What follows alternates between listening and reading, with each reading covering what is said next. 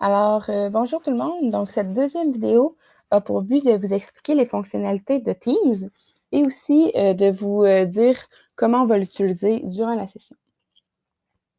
Pour commencer, vous allez pouvoir aller sur votre navigateur pour télécharger Teams.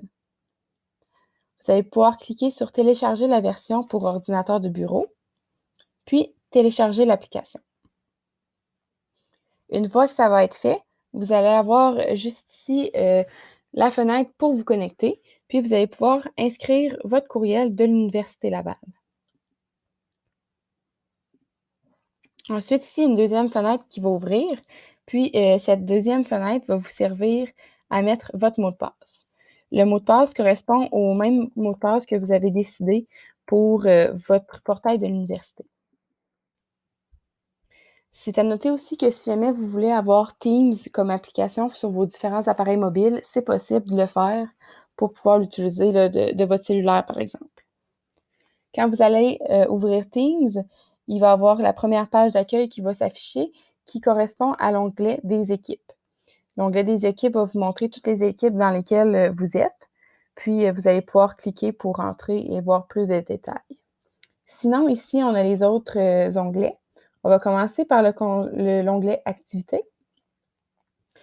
Donc, dans l'onglet Activités, ça correspond à toutes les notifications que vous allez recevoir. Donc, par exemple, si quelqu'un réagit à un message, si quelqu'un vous appelle ou si quelqu'un mentionne votre nom dans un message, vous allez pouvoir voir tout ça ici.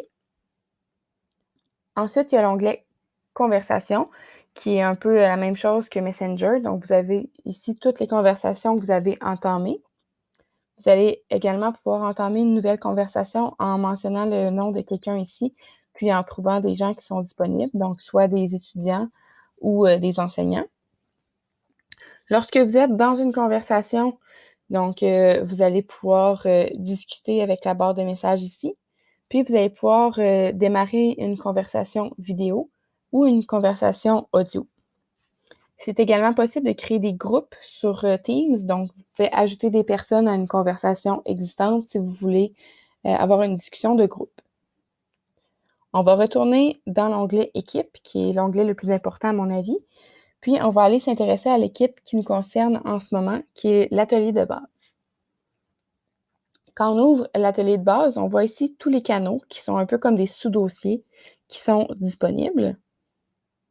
Puis on va commencer par le canal général. Donc, dans le canal général, on a les publications qui sont un peu comme un fil d'actualité, donc qui vous montrent tout ce qui s'est passé sur ce canal. Donc, autant les conversations que les ajouts de fichiers.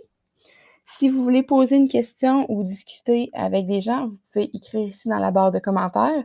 Puis, vous allez pouvoir, par exemple, mettre un A commercial pour identifier quelqu'un, pour qu'il voit le message plus rapidement. Dans le canal général, il y a aussi d'autres onglets. Donc, il y a Publication, mais il y a également Fichiers. Dans Fichiers, vous allez pouvoir, vous ainsi que les enseignants, télécharger des fichiers à partager.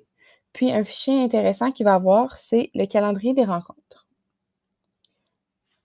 Dans ce calendrier-là, ça va être possible de prendre rendez-vous avec les enseignants pour faire des suivis de projet ou pour poser des questions individuelles également. Donc, lorsque vous êtes dans le document, ça représente une grille Excel, puis vous allez avoir différents onglets pour les différentes semaines. Les semaines en jaune représentent les semaines qui sont à distance, puis en vert, ce sont les semaines présentielles. Si vous cliquez sur la semaine 1, vous allez avoir le nom de chacun des chargés de cours, puis vous allez pouvoir prendre rendez-vous avec eux dans des plages de 20 minutes qui sont disponibles. Les plages grisées sont les plages qui ne sont pas disponibles, soit parce que les enseignants ne sont pas disponibles ou tout simplement parce que vous avez une présentation à distance en même temps. Ensuite de ça, pour ce qui est des autres canaux, on a les canaux pour les équipes. Donc, si on va dans le canal de l'équipe 1 pour le projet 1, ça va être un canal qui va être réservé aux membres de l'équipe 1. Ils vont pouvoir avoir des conversations avec les enseignants. Ils vont pouvoir également partager des fichiers. Donc, comme je l'ai mentionné dans la dernière vidéo, ça va être important de garder ça ici bien classé Donc, mettre seulement les vidéos qui sont vraiment pas les vidéos, mais mettre seulement les fichiers qui sont très importants ou que vous voulez absolument partager avec les professeurs pour que ça reste bien classé. Ensuite de ça, il va y avoir 3 canaux ici en bas qui sont des canaux de forum. Donc, pour poser des questions dans lesquelles vous allez pouvoir vous répondre entre étudiants ou avec les professeurs. Ici, on a le canal pour les apprentissages techniques. Ici, on a un canal pour le projet 1, puis un dernier canal pour des questions et des commentaires généraux. Il y a d'autres onglets ici qu'on va utiliser, un petit peu moins. Donc, ça fait le tour pour ce qui est de Teams. Donc, vous allez pouvoir aller, vous familiariser un peu avec l'application. Puis vous allez voir, on devrait l'utiliser assez souvent durant la session. Donc, merci.